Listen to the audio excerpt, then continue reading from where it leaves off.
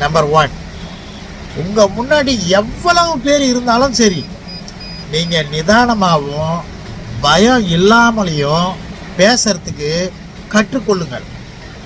Number 2, நீங்கள் கீழே விழுந்துட்டீங்கன்னா நீங்களே எந்திரிக்க முயற்சி பண்ணுங்க, மற்றவங்களை எதிர்பார்க்காதீங்க.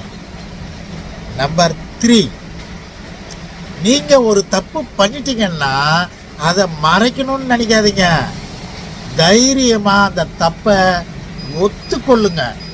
சொல்கிறது புரியுதுங்களா? நம்பர் 4,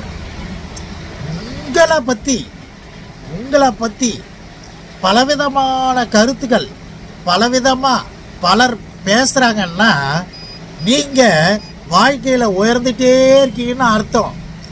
அதனால் அவங்கள பற்றி யோசிக்காமல் உங்களை பற்றி உங்களுடைய பாதையிலேயே நீங்கள் போயிட்டே இருங்க.